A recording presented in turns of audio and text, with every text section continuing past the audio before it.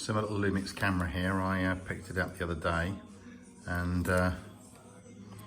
it's all seems to be working, and then I turned it over only to find that the screen is completely cracked on it. So I don't know how it's happened, because last time I used it was perfectly all right. Now it's gone.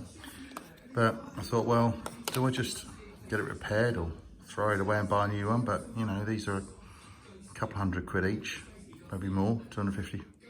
I thought, no, let's have a look at repair. So I've been on eBay, as you do, and I managed to find this, which is a replacement screen for it. I think I paid some total of about, I think it was about £15, including delivery, over from China. I've waited for it for about 3 weeks. So today I'm gonna have a look at fitting it. So at the end of it, we'll either have a working camera or I'll just pop the camera in the bin. See how we get on. Suitably delicate with multiple ribbon cables on here that are going to need to be fitted. Let's crack on with it and see how we can get on. It's the battery memory card out. There's a couple of screws in the bottom here, a couple of screws on the edge there, and that's on a couple of screws there. So I suppose I'm just going to crack on with undoing them and see how I get on. Okay, first bit is this front's come off, but I don't think I want that off because I really want access from the back, so I'm going to have to see if the same happens with that. I'll have a little play, little spring sitting in there doing something, better be a little bit careful, otherwise it's not going to work again. Okay, so a bit of jiggery pokery and levering, and the back's come off now, so it leaves me exposed, the screen exposed and the terminals, it looks like. Can't see how it's fixed yet, but looks like it just sort of clips in there. I'll have to get these ribbon cables out and disconnect those. See how we get on with that in a minute.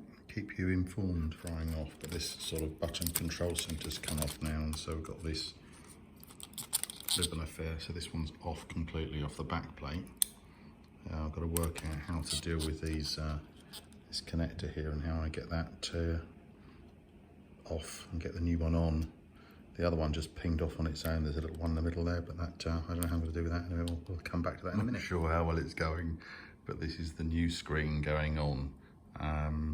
I seem to, I don't know, it's sort of coming together slowly, but it's all a bit fiddly for my great big fingers, but we'll see how we get on. Hasn't gone quite as well as I was hoping for, as I have a small piece here which has come out and I just really can't get back in. But anyway, look, I've reassembled. It's not completely done up yet, but let's try and power up and see what happens. Bingo, look at that. She's working. Isn't that lovely? Oh my God. Oh well, fixed. Despite the spare part, which I have spent nearly 20 minutes with tweezers trying to refit, but I'm gonna have to give up and hope it carries on working without it. Anyway, another little job jobbed.